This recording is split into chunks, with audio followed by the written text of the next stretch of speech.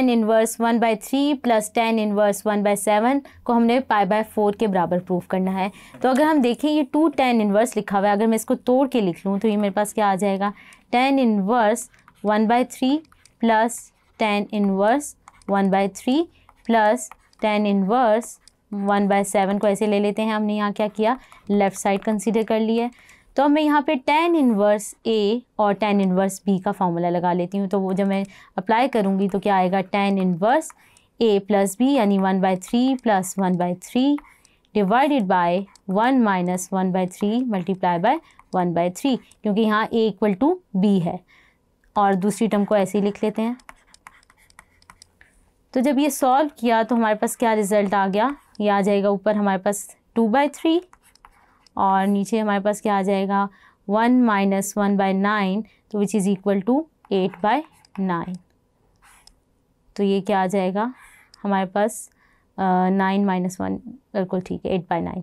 अब हम क्या करते हैं, अगर हम इसकी कैंसिलेशन कर लें, 3 से कैंसिल हो जाएगा, 3 1 ज़ा 3, 3 ज़ा 9 और इसी तरह 2 8। तो अगर हम इसको सॉल्व कर लें तो हमारे पास क्या आ जाएगा, tan इनवर्स 2 1 ज़ा 2 2, तो ये क्या आ जाएगा tan इनवर्स 1, इसको चेक कर लेते हैं हम।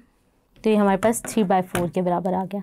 तो हम इसको लिख लेते हैं, ये किसके बराबर आ गया है, 3/4। और साथ सेकंड टर्म हम इसको ऐसे ही लिख लेते हैं, प्लस tan इनवर्स 1/7।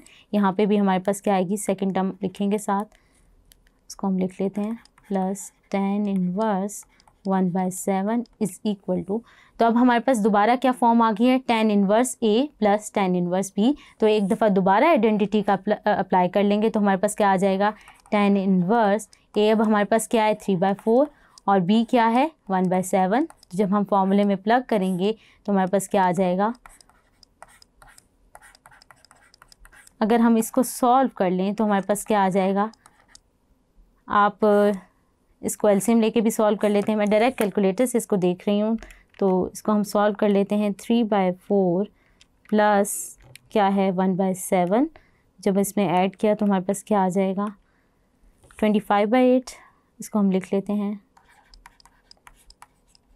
और डिनोमिनेटर में हमारे पास क्या आएगा, इसको भी सॉल्व करके लिख लेते हैं, 3/4 मल्टीप्लाई बाय 1/7।